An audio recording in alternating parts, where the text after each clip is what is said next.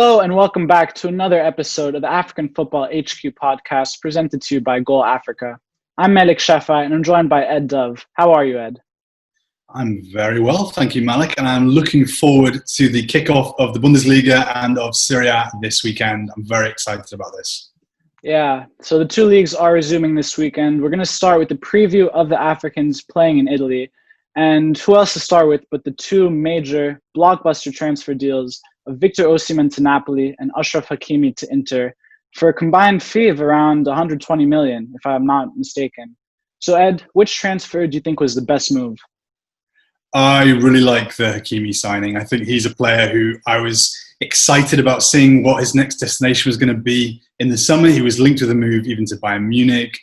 Was he going to remain at parent club Real Madrid and try and make a mark there? Could he even remain at Dortmund? But in the end, he moved permanently to Inter Milan. It's big money, there's big expectation, but he's demonstrated already in the Bundesliga, in the Champions League, even with Morocco, that he is a player who can handle big expectations. I love his thrusting runs from right back, from out wide. I think he had a hand in 15 goals in the Bundesliga last season, which is obviously a superb return for a defensive player. Also proved himself in the Champions League, got 4 goals. As we talked about in our Champions League review, that set him up as the joint African top scorer in the Champions League. And I wasn't surprised he got a big move. I was maybe more surprised that Real let him go, but I understand they can buy him back. And it's hard to see how this one goes wrong, really. Yeah, he's a player without many faults. I want to debate you, but it's hard to do so. He's such a great player, very well-rounded. I want to ask you what position you think he's best in. Do you envision him more in a right-back role, right wing back? Well, I think on your first point, I think he is a player who it's maybe the deal that's hard to fault on paper, but I think the biggest upside about it is that he is a player with a big area to grow. I think there's a lot more potential there that we haven't seen. There have been issues with injuries during both of his seasons at Dortmund, so this is maybe a concern. But in terms of maybe at players of this level, you question whether they will be able to handle the step up. But actually, Inter Milan, Dortmund, there's not that much of a step up there. As I said, he's already demonstrated what he can do in the Champions League. He's already won the Champions League with Real Madrid. So some of the concerns that would usually accompany a move like this don't exist in this instance. Best position, I think we'll see him on the right side in a 3-4-3, which works for him, works for Antonio Conte, the man who signed him. It's another area which I think, another area of strength, if you want, about this deal, which is that it seems to be like a really great fit. A manager who has got the best out of wide men in that formation, and a wide man who I think is going to thrive under the tutelage of a manager who knows how to work that system and knows how to maximise the potential of his personnel. Yeah, he's been in the top scene for the past few years now, past 2 years with Dortmund, and then before that with Real Madrid. You'd think he's a very old, experienced player, but he's only 21. So he has a lot of experience coming with his name at a very young age, and that's something that can only help him. I was surprised to see the 40 million price tag. I thought he'd be a lot more, considering he's one of the top young fullbacks in the world. But I'm going to move on to Viktor Osimen, the Nigerian. I can just do one potential concern for Hakimi and the Hakimi move. I think one thing, I don't want to kind of put a dampen on things, it's a low-level concern if you want, but there were signs during the end of the season that the relationship between Conte and between the Inter board isn't quite where it should be. There is tension there is a certain internal antagonism there between the two parties, and there's going to be pressure to build on last season's second place finish, to put more pressure on Juventus, and to get rid of there was a certain fragility, a certain brittleness about Inter last season, which at times Conte appeared very impotent, very helpless to try and stop, to try and change. So if they start slowly, if there are these shock results that we saw last season, I think they're away at Lazio in their third match. If they're losing games like that against potential title top 4 rivals, you wonder whether the project could unravel entirely. Yeah, Serie, aim of the game for 19 out of 20 teams is to overthrow Juventus. And for as long as I've been following football, it's yet to happen. But, all these new signings, they're happening with the goal of overthrowing Juventus. Will that happen this season? We don't know. One player who might help Napoli do that, though, is Viktor Osimen. He came from Lille to Napoli for 80 million euros. Do you think the price tag will put pressure on him, Ed?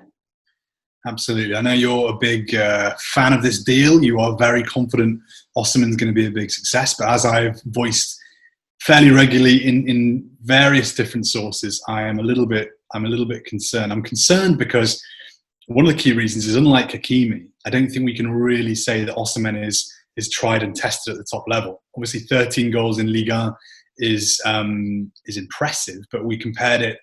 You and I, a month ago, we compared it to Wabi Kazri's numbers in Ligue 1. And actually, Kazri's a player who's maybe also hit that kind of number, a dozen goals in a Ligue 1 season. You don't have to be a world superstar to do that. Obviously, Napoli are buying potential. They're buying a player who they believe can lead the line for the next 4 or 5 years. They can get a good next move out of it potentially one day. I think there are so many question marks about so many areas of this deal. There are concerns about the price tag, concerns about the expectation that has been placed on Osimhen from Amadou Pinnick, the NFF president. And there's also the climate at Napoli, which I think last season they fell dramatically from where they were under Ancelotti, title contenders, to 6th, 7th place finish. Alain's moved on. Maybe Koulibaly, other names might move on. I just wonder whether this is a club going in the right direction or whether they've still got a few more years of going in the wrong direction before things turn around. Why are you so confident that Osimhen to Napoli is going to be a big success? Like you said, it's definitely a high-risk reward, and I wouldn't be that surprised if it flops after a few years, but it's very high reward. He has the potential, in my opinion, to become one of the best strikers in world football.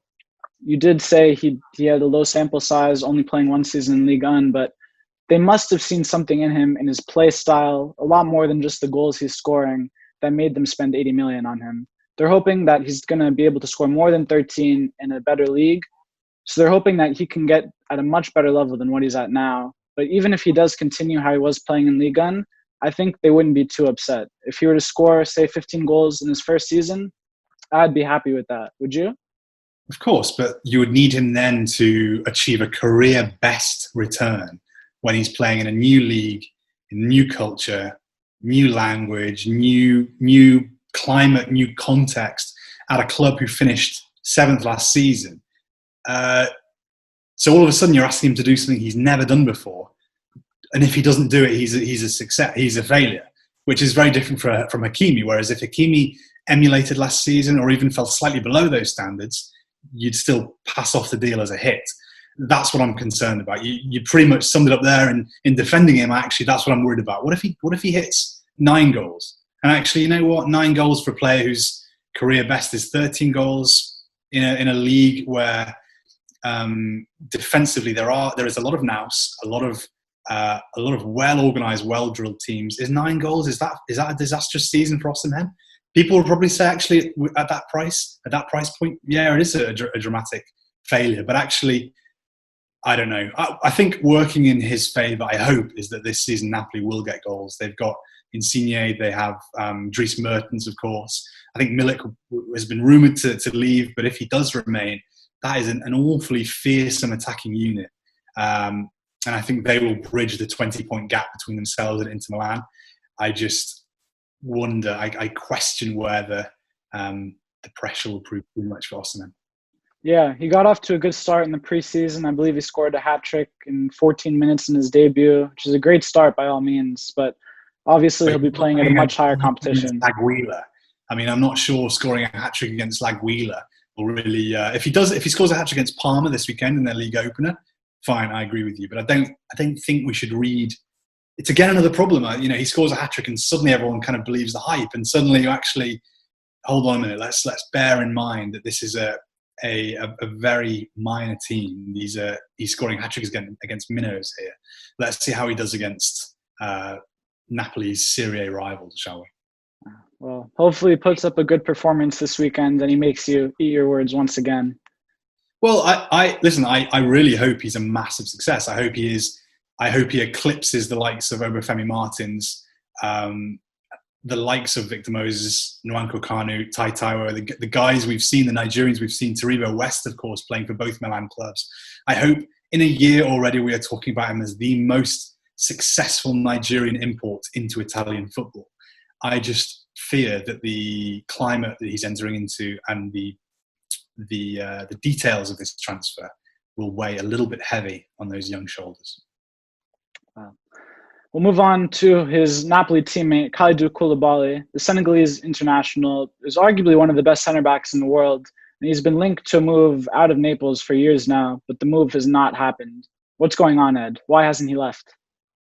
I think if City hadn't moved so quickly to buy Nathan Ake, we'd probably still be talking about him moving to Manchester City. Obviously, the move for Ake, a player who knows the Premier League well, who is a proven commodity in the top flight, I think obviously dampened / silenced those rumours.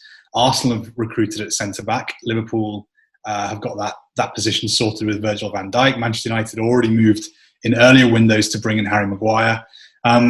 So some of those positions, some of those clubs who could have been destinations for him, ultimately aren't in the market anymore for a centre-back. Chelsea as well, you could say that they are a club who really could do with a commanding centre-back of his build, of his ilk, of his experience as well for such a young team. They went in a different direction. They've looked at Malang Sarr, they've looked at Thiago Silva.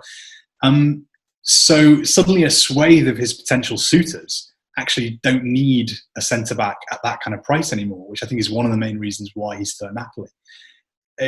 On one hand, it's a shame he's still there.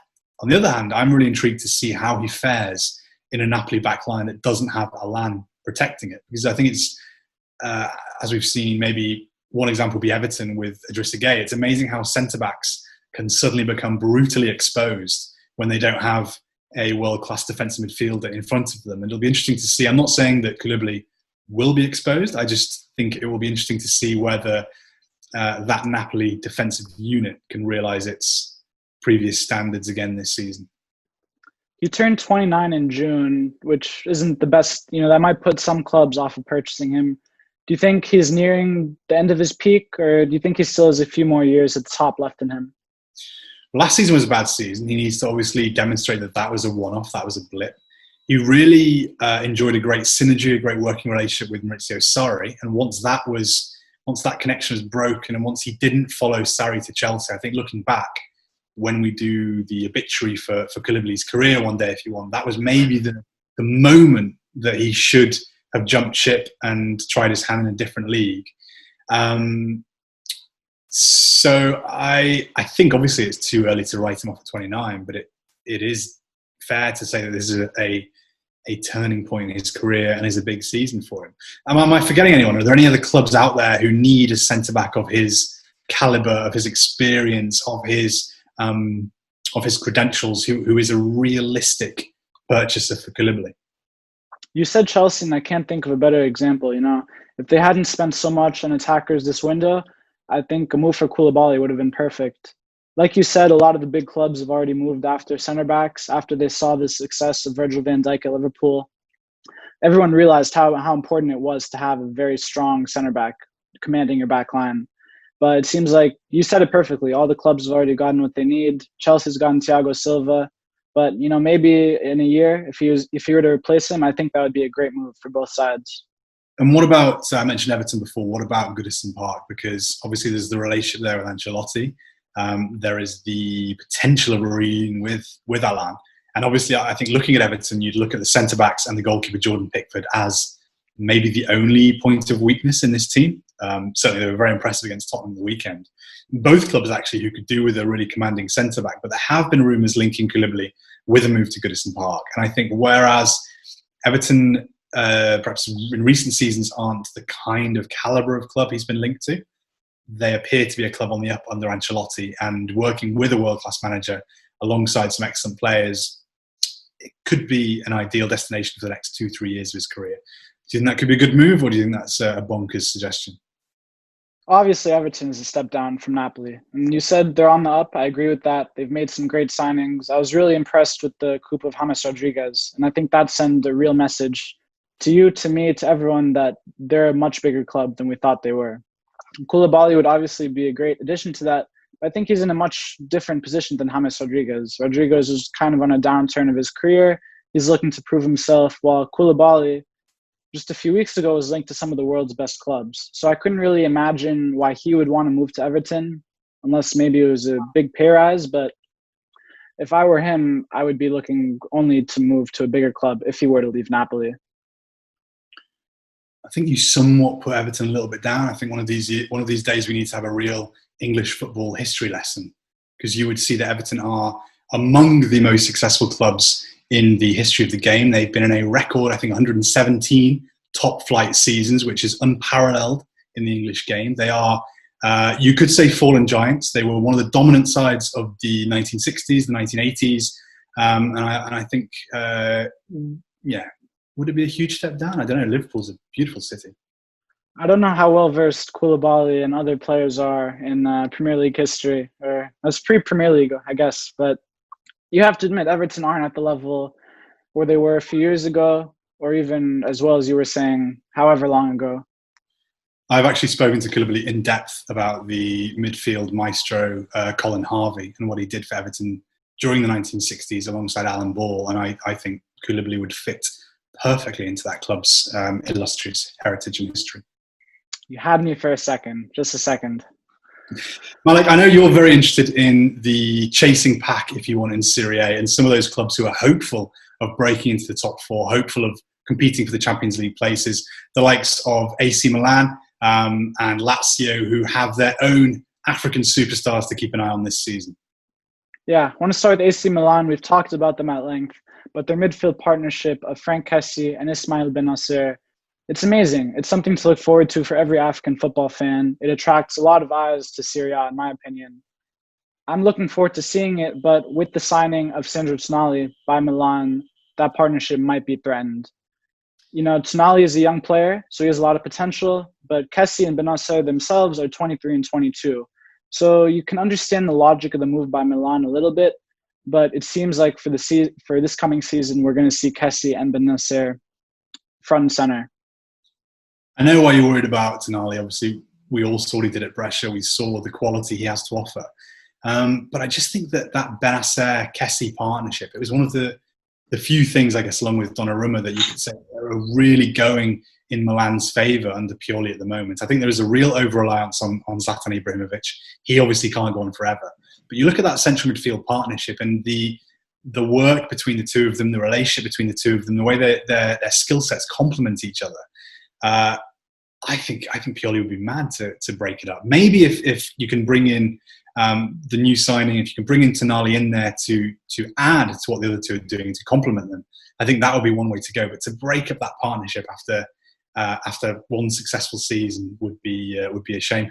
Did you expect that Bennacer would take to life at Milan so readily? Because we saw him obviously start for Algeria during the AFCON in the summer of 2019, winning the title with Le Fennec, but also it was always going to be a massive step up for him to make it at Milan and enjoy such a comfortable first season. Were you anticipating that?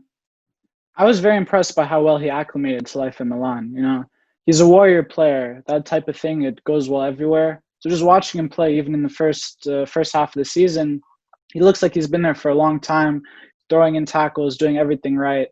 Kessie, on the other hand, you know, he didn't have the best of seasons last season. It took him a bit more time to adapt to life at the red and black than it did for Bennacer.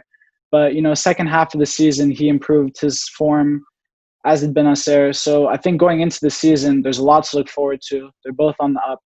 And I think the only thing that's threatening it is the presence of Sandro Tonali and the potential of Bennacer or Kessie leaving on a transfer. I'm really excited about Milan this season. I think that having won 9 of their 12 games once football returned following lockdown, I think there's going to be a real sense of optimism, a real sense of momentum around the club heading into the new campaign. And they're playing Crotone and Spezia in their first 3 games. They've got a fairly decent start. They begin against Bologna. So it's a fairly fond start to the season for what is a fairly settled team.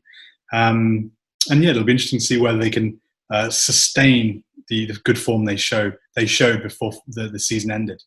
And what about Lazio? I know they've obviously their attacking play stole a lot of the headlines last season, but I know it's a defender who's got you the most excited. Yes, today, the day we're recording, they've completed the signing of Algerian left wing-back Mohamed Faris from Spal. He was born in France, actually, came up in the French youth system, but moved to Italy. He's playing most recently at Spal, and he played well enough to earn the acclaim of Algeria, but also Lazio, who have signed him for around 8 million euros, which isn't too much. He's 24, so there's a little bit of room for improvement, but I think they're buying what they're getting. He's a player. He is who he is, and I think there's a lot to add to that Lazio defense. Yeah, I think that was a problem position for the club last season. I think Fares, a player who already knows the division, who's comfortable, who's proven what he can do in Serie A, I think he will be a good fit and will hopefully mean that what was a weakness is no longer a weakness anymore. It's just a shame that David Silva won't be one of his teammates after it looked at one point like Lazio might actually get a move for Silva over the line. We're going to move on to the Ivorian contingent in Serie A. I believe Ivory Coast has the most representatives in Serie A by any African country. Who is the most exciting Ivorian for you, Ed? Well, there are three Ivorians particularly who I think you could definitely argue have the potential to be among the three most eye-catching players in the whole of the division. One is Jeremy Boga, formerly of Chelsea, now with Sassuolo.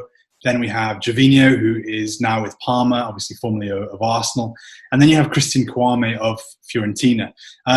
Three players all at quite different stages of their career. Gervinho obviously coming to the end a little bit, you could say, at Parma. Boga very much in his prime, whereas Kouame is still establishing himself, I think, and finding the level that he's going to be at. Kouame, I think, is the one who I'm most excited about watching this season. He had a dreadful injury last term during the Under-23 Africa Cup of Nations when he was on duty for the Ivory Coast in Egypt. And that was actually an injury which would have ruled him out for the rest of the season had it not been for coronavirus, had it not been for lockdown.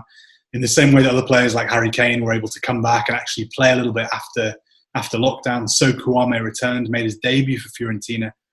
They actually took a punt on signing him during the January window when he was injured, bringing him in from Bologna. So I think they knew when they made that deal, obviously, because he wasn't going to play for the rest of that season. They knew it was a deal for the future. It was a deal that was going to cast a long shadow, and I think it's going to be great to see whether he steps up to life at Fiorentina and what he can show with a point to prove, actually, and to repay the faith of his new employers. I was very happy with the story of Gervinho. After his time at Arsenal, he traveled around the world. He bounced back at Parma. Back in Serie A, it was really incredible how they themselves were able to get back to Serie A. He scored 7 goals, 4 assists last season. Very impressive considering his age. And I think he's shown that he's still a top-level talent. He's able to be the star man for a Big Five league side, which is very impressive at his age. Do you think he can keep it up this season, Ed? I think we'll get another good season out of him. What I love about Gervinho, which is a compliment, is maybe also a criticism. I love the way he certainly last season with Parma, he seemed to relish the big games, whereas previously there was a criticism about him that maybe mentally he was someone who let the pressure get to him. Obviously, he became a figure of fun at Arsenal. There was that famous, the 2 Ivory Coast AFCON finals, one where he bottled it a little bit during the shootout against Zambia, and then when he couldn't watch the shootout victory over Ghana. A player who very much wore his heart on his sleeve, but actually he's become something of a big game player at Parma, a Parma player whose unpredictability, whose creativity, whose direct running can unsettle some of the best defences in the division. And it's just a shame. It's just a shame watching him, really, last season that he did choose to spend some of his peak years outside one of Europe's major leagues. Over in China with Hebei, China Fortune. It's a bit of a shame that we didn't see him build on what he showed at Roma, as I think a lot of clubs could have benefited from this rare talent. There's actually a lot of him in Jeremy Boga, who was linked with a move to Chelsea earlier in the window. He previously signed. He was at Chelsea as a youngster, has really hit the ground running in Sassuolo with Italy, and has now been linked back with a move to Chelsea. Ultimately, as we've seen, Chelsea went elsewhere with their hefty budget. But I think maybe a move to somewhere like Rennes has been mooted. Rennes obviously qualifying for the Champions League after finishing 3rd in Liga, and they have been, I understand, have been on Boga's tail. So at the moment he remains a Sassuolo player, but we'll have to see whether he's still with them when the window closes. Don't you think he should be looking for a bigger move? I thought Chelsea might be too much for him, but Rennes, even though they are in the Champions League, they're not that much of a higher tier, are they, than Sassuolo? I think he should be looking for a move to an established big club. That's right, but I think certainly a month or two ago you would have said that. But then you maybe look at, well, actually, which clubs are in a position to pay, I don't know, 35, 40 million euros for a wide man, and who actually need one, who can offer him Champions League football, and suddenly your list of potential destinations is reduced a lot. I don't know if he's yet proven that he's someone who could make a difference, or I think he could, but I don't know whether he's the kind of player who would be attracting someone like Paris Saint-Germain or Borussia Dortmund. So instead for him, if he's looking for a step up, maybe you could look at somewhere like Sevilla, but I actually think Rennes are a club, good project, exciting project, going in the right direction. They don't have the status of a club like Lyon or Monaco, for example, in terms of their heritage, their recent heritage at least, but prospect of Champions League football, I think would be more tempting than Sassuolo, perhaps. Yeah, I think he had the third most dribbles completed in all of European football, which is very impressive for a player of his age. I'm hoping he goes for a move. Such a great player to watch. Love the way he takes on men, great agility, turn of pace, and product as well, which is something which I think it explains why he's being talked about as a potential £40 million player. Well, do you have any concluding thoughts on him? I would like to see him definitely make a move, and I know you're a bit sniffy, a bit snobby about Rennes, but I actually think that might be a really good fit. We'll move on to a much smaller African contingent in Serie, which is Gambia. We talked about them at length when two of their players who play in the same team, Moussa Diawara and Moussa Barrow at Bologna, both scored in the same game, which is very impressive. Ed, what are you looking for from this duo this season? More of the same, really, to an extent. I think, obviously, they're at slightly different stages of their career. For Moussa Barrow, he struggled to make an impact at Atalanta. But then he really did hit a rich seam of form at Bologna. The job for him this season is to prove that was not just a purple patch, and to show that he can do that on a consistent basis. Because if he regresses to the numbers that he showed at Atlanta, which wasn't, it's kind of understandable for a player just making his mark in a new league. But at the same time, at that level, clubs want to see more of a result quickly. So if he can maintain his Bologna form, then I think we've got a real player on our hands. If he regresses to that Atlanta form, then I think his chances of returning to a club competing for Champions League places is likely to be slimmer. Moussa Diawara, great natural talent, immense potential. Obviously, his story made a lot of headlines. His having left Gambia as a refugee, crossing the Mediterranean on a boat, arriving in Sicily, and then working his way up through the Italian system. So there's a lot of attention there. I think he must build on his minutes, build on his performances, become a regular in the team, and show that wonderful goal against Inter Milan was not just a one-off. Yeah, Diawara definitely isn't going to be starting every weekend for them, but in the minutes he gets, I think during the lockdown period or after the return, we saw a lot of young players get their debuts, get their first goals. And I think that will encourage coaches to play their young players a lot more, especially if they want to rotate their teams. And I hope we see that with Diawara. I don't think he'll start, but hopefully if we can see some more great performances off the bench, he could earn a loan move or more minutes. I don't think a loan move. I think Bologna is a good environment for him. I think he's got a Gambian compatriot there. I think it's a club where there's goodwill behind him. He'll get the opportunity. I think it's a decent level.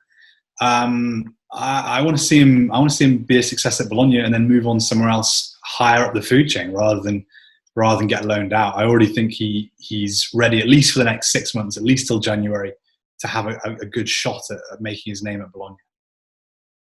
All right. And we will conclude our Serie preview by talking about some of the Africans who are in the relegation battle. Ed, who stands out to you? Well, there's one player I want to talk about. It is Simi Nwankwo of Crotone, Nigeria international, one of many strikers who's been given a game or two with the Super Eagles and then apparently discarded. And I think like a lot of those other guys like Anthony Nwakeme in Turkey, it's a real shame because I realise it's competitive, but obviously a 6'6" player who can score 20 goals, albeit in Serie B, is quite a rare asset to have on your roster. And I think a player of Simi's presence and of his goal-scoring ability is something Nigeria should be embracing. he did score 7 goals back when Crotone were in Serie before. He scored 34 across their last 2 seasons in Serie B. And the question for him is obviously whether he can return to the top flight and prove that he can be a handful for Serie A defences again. I'm personally confident. I believe he can. Not the kind of player I would want to play against. Really? I think it'll be interesting to see whether he can keep Crotone in the top flight, yeah. Definitely will be. That is our Serie A preview. We're going to shift over to the Bundesliga now, where we'll talk about some of the Africans playing in Germany's top flight. We saw this past season that a lot of Africans were able to use German clubs to progress far in the Champions League. We saw Hakimi at Dortmund. We saw Mukiele and Upamecano and Nkunku at RB Leipzig. It's a very exciting league, and it has the potential to become the new breeding ground for Africa's top young talents. So, Ed, who is one player that you're really excited by? He's not exactly a brand new face, but it's Amin Harit of Schalke. Schalke have parted ways with Weston McKennie, moving to Juventus, and I think this will allow Harit to take the reins creatively, I think, and really, hopefully, finally show what he can do. He's a player of whom so much has been expected for such a long time. Some glittering performances during the 2017-18 campaign, which saw him called up to the World Cup for Morocco. He played the Atlas Lions' first match, and then was somewhat sidelined by Hervé Renard. And obviously after that, he experienced a tragedy back in Marrakesh when he knocked over and killed a pedestrian. And I think that meant that the next season, which many of us were hoping would be his breakout season, ultimately became a bit of a write-off. There were disciplinary issues with the club. But I think we saw him starting to come back to his best at times last season. Obviously, it was a tricky season for Schalke. But I'm hoping that this term, if things are more settled, I think this term could be the one for him. Yeah, he had a very exciting season last season. I believe he won the Bundesliga Player of the Month for one of the months in 2019. Very exciting on the ball, provides a lot for his teammates. Do you think he'll make a move out of Schalke? I think this season he'll stay. I mean, right now I think he'll stay. What I like about, obviously, with Harit, people are always going to talk about he's flamboyant, he's exciting, the twinkle toes, etc.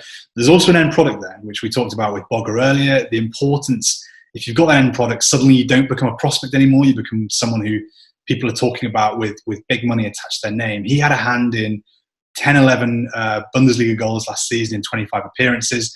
It's not earth-shattering, but it is something really to build on this term. The kind of thing that if you improve it a little bit, Napoli will be spending, say, $70 million on you. The only concern I've got at Schalke is that they're without a win in 17 games heading into the new season. They were a club massively on the slide, destined for relegation if the season had gone on a little bit longer. And unless they can turn that around quickly, as in immediately, they've got problems on the horizon. I want to talk about Algerian left-back Ramy Bensebaini at Borussia Mönchengladbach. He was one of the most exciting Africans for me, alongside Hakimi in Bundesliga last season. He had that viral clip of the side tackle and then the nutmeg. It's got millions of views, but more importantly, he scored a lot of goals for his team. I believe he scored a brace to beat Bayern Munich, which is a great feat for any Bundesliga player. An injury cut his season short, unfortunately, so he only made 19 Bundesliga appearances. But in that, he was able to score 5 goals and assist 3 goals coming from left back, which is very impressive once again. He can play center back also, so he provides some diversity to that back line, which will help a lot going across the season. But I just think he's a very, very quality fullback. Similarly to Hakimi, he doesn't have as much to provide going forward, but he's very solid defensively, and I think that's what's most important. We saw Bensebaini, obviously, he's a 6-footer. He's strong. He's got good presence, good touch. He moved out to a wide berth, having played as a centre back at Rennes earlier in his career. Do you see him eventually being shunted back to the centre of defence? Because I must admit, I was somewhat surprised to see him moved out into a wide role. Often, when you see big centre backs moved out to wide roles, it's usually because they are lacking something defensively. They're lacking some defensive fundamental, which means that managers can't trust them in the heart of the park. But we've seen from Bensebaini, actually, he is a more attacking option, but defensively, fundamentally, there is a kind of tenacity, there is a grit there is a presence there, which, if you looked at him, he just screams centre-back. Do you see him moving back into the centre of defence in the future? Yeah, I think him being moved to fullback is a testament to how good he is in the ball, not necessarily that he has weaknesses defensively that you're trying to minimize. Should there be injuries, or even with Algeria, if Jamel Belmadi wants to play Fazli Goulam at left back and move Bensebaini to centre back, I think that would work well. Especially, it's crucial these days to have a left-footed centre back playing out the back. It helps so much. So I think, especially that fact, which is crazy, could add some millions to his value or make him that much more useful to Borussia Mönchengladbach. Last season, we enjoyed the fantastic performances of Dayot Upamecano, who ultimately chose to play for France. I know you and I were both holding out hope that he would represent Guinea-Bissau, but he chose to represent France. He made his debut during the recent international break, scored his first goal during the international break. And he is one of several really exciting dual nationality, African French players who have moved to the Bundesliga, typically from France, but who have already become key figures at some of the top 4 or 5 clubs. Talking about guys like Nkunku, Mukiele. Who are the players? Also Zagadou, of course, at Dortmund. Who are you of this batch? Who are you most excited about? Who, if you were Didier Deschamps in France, who would you be looking at next? I'm most excited for Nkunku. You know, he's done really well since leaving PSG, and especially this past season after lockdown, we really saw him break out. I think he had a hat-trick of assists in one game. And when you look at the expected assists per 90 numbers, he's up there with the top in all of European football, which is very impressive. And if you add to that he's a young player, that's even greater. He's such a great player in the ball. He's very exciting, creates for his teammates like a lot of the players we've talked about. So I'm excited to see him the most. What about you? I'm going to go Moussa Diaby of Leverkusen. Obviously, this summer, one of the big transfer sagas has been Kai Havertz leaving Leverkusen for Chelsea. And while on one hand, that's obviously bad for Leverkusen and for Diaby, on another hand, I think in a year's time, he could be that guy making that big move to the Premier League from Leverkusen. Obviously, Volland has left as well, so I think Leverkusen will find themselves relying a bit more on Diaby. He had a hand in 10 goals last season, which is less than Nkunku, of course.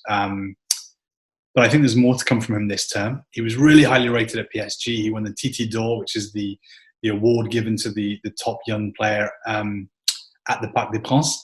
And there have been a few players I've been surprised they've let go in recent years, but I think he was very high on that list. He's been linked to Arsenal in the past, and I could definitely see him. I think Arsenal are exactly the kind of club where I could see him in the future. Really dangerous out wide, can really beat a man, and can do something dangerous with the ball as well. So he's probably the one who I would be keeping an eye on. Definitely. And he can also play a bit of as an 8, you know, so he can do 8, 10, play out on the wing. That's going to help teams a lot. And I think that'll be great for his career. Yeah, he's got that head down kind of energy as well, which I quite like. But while he can play there, I definitely think I would kind of, at least this season, use him in more of a wide role. But you never know. It's going to be a new look Leverkusen attacking unit, and perhaps he's got a really big role to play within that. All right. Who are some other dual nationals that have the potential to break out this season? Yeah, well, let's close off by talking about 2 guys who could play for Nigeria, the Super Eagles. I suspect one of them might, one of them probably won't. Ademola Lookman, Joshua Zirkzee, 2 guys who had very, very different seasons last term. One of them ended up with the Champions League winners medal. The other one failed to make a mark at Leipzig. I'm really excited to see what we get from these 2 this season. I think for Zirkzee, it'll be a case of increase those minutes, increase the impact, prove that he is not just one of those young stars who makes a big impact in their debut season, then doesn't build on it. I think that the example of Ansu Fati at Barcelona, I think that's exactly what Zirkzee needs to emulate. And I think he can get there. I see a bit of the kind of Zlatan Ibrahimovic in him, his size, his touch, his agility, a certain kind of, there's a bit of a kind of combat mentality to when he's playing football, which I quite, about his physique and the way he carries himself, which I quite like. And Lookman, frustrating year. There's no excuse anymore for Lookman. There's no excuse as to why he can't make it work. So either you prove you've got it now, or we stop talking about you. He excited a lot at Everton, and with his move to Leipzig, you thought he would be able to progress more. We saw a lot of Englishmen moving to Germany, like Jadon Sancho. We thought he could join that ilk, but it hasn't worked out for him. Obviously, Leipzig have a load of competition in his positions, so I'd say he does have a bit of an excuse. I disagree with you there. There's a lot of players who are better than him, unfortunately, but I think he should be looking for a move out. Leipzig is just not the team for him.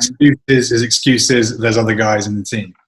I mean, he'd already had a hand in 7, I think 10 Bundesliga goals during a 6-month loan spell in Germany before a lot of the guys who he's now finds himself behind in the pecking order had even kind of made their name in the Bundesliga at all. So I don't. If these guys are ahead of him, which I mean obviously they are in Nagelsmann's eyes, then that's something that Lookman needs to address. That's his own fault. I think that's not really an excuse. That's something that he needs to ask himself and look at. Why have I fallen so far down the pecking order? Why are these guys making such a bigger impact than me? Why are the club relying on Nkunku creatively when I have shown that I can do the same? I think he only has himself to blame at this stage.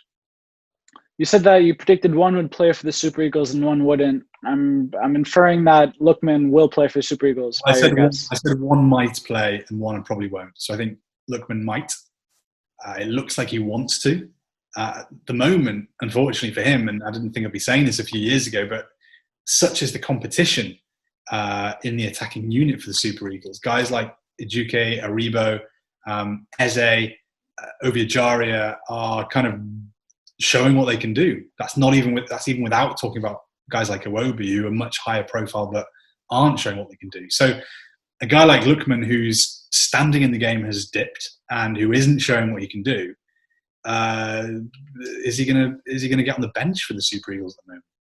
Yeah, I brought it up thinking that given Chukwueze, Saka, all the wingers they have, or that they might have, he doesn't fit in there. There's so like Moses Simon, there is Onyekuru. I mean, you could say he's maybe 12th, 13th choice Nigerian winger at the moment. It's not. Well, we have to say Nigeria has the best collection of African attackers at the moment, don't they? I need to think about that. Come on, who could compete with them? No one comes close to the amount of just absolute depth they have. That they have players playing in Bundesliga, Serie, all these leagues, and they can't even get into the squad, the national squad. I think that's a great testament to Nigeria's attack. It's not so great for Lookman, but we'll see what happens this season. I want to talk about another dual national, Yusuf Makuku, 15 years old. We've been hearing about him forever, scoring loads of goals for Dortmund's youth team.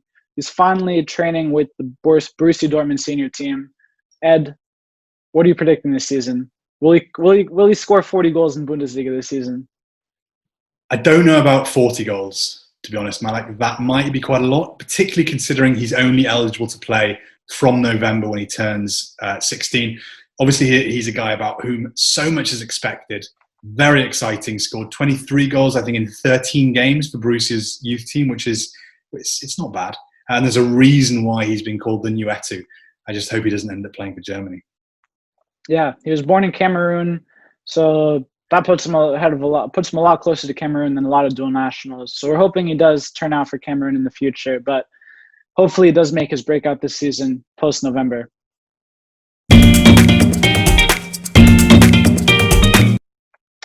Thank you for watching. This was the African Football HQ podcast, and we'll be here next week. Please like and subscribe.